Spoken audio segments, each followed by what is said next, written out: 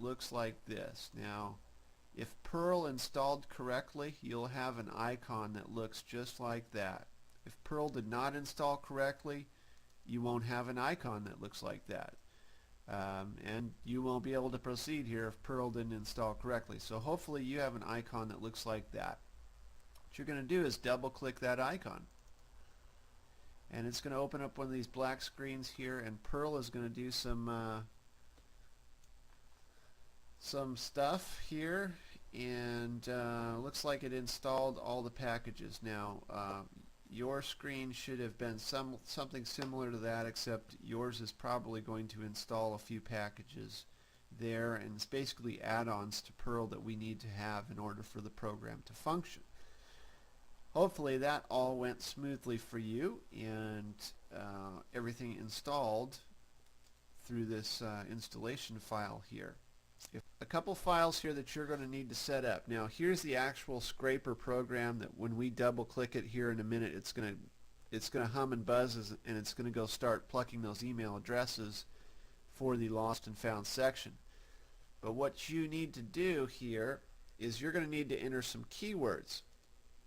You open up that keyword file, and there's a few samples in here. Obviously these are silly examples for searching the lost and found category.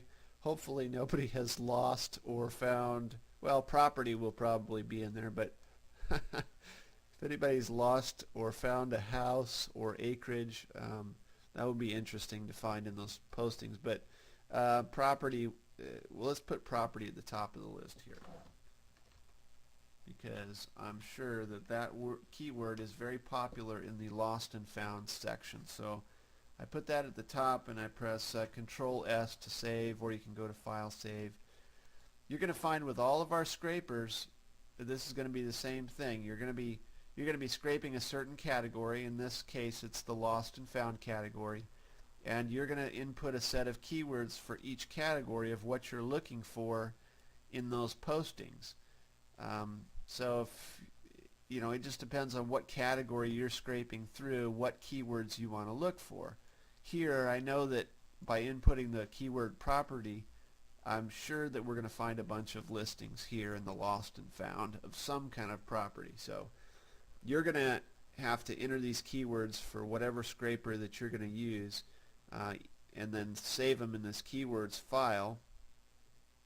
Now again, when you choose save or save as here, it's very important that you make sure that save as type text documents is saved, and the name of the file is keywords.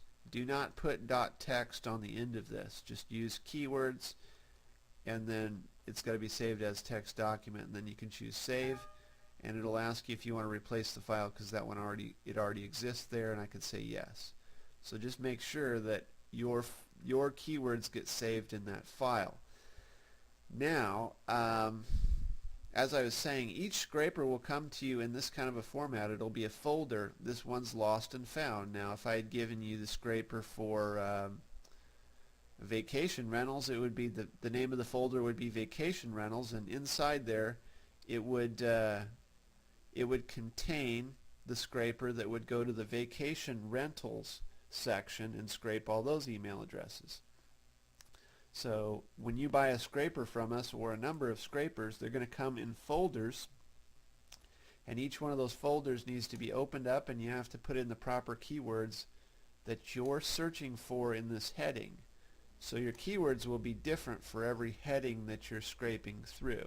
So that's why we send them to you individually in a folder type package. You can open up the folder and put in keywords that are relevant to that heading that you're searching through. Ready to run the scraper here, all you need to do is double click the file, or the scraper file, and it's going to open up, and it's going to start searching through all of the postings in the lost and founds here in all these metros.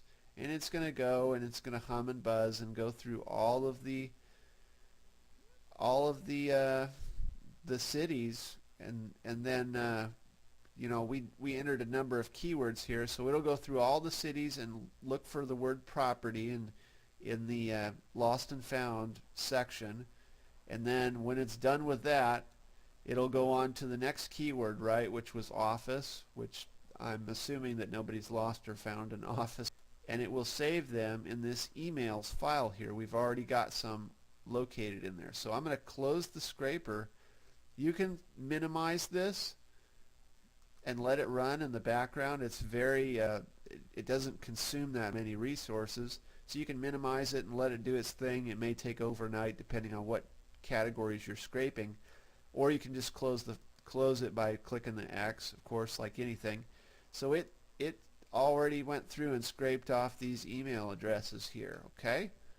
So if you're with me to this point, the scraper is working on your system, and if I were to let that run, it would continue maybe all night long to build this list in here. So if you've got to this point, you have been able to install and run the trial scraper, which is an awesome thing.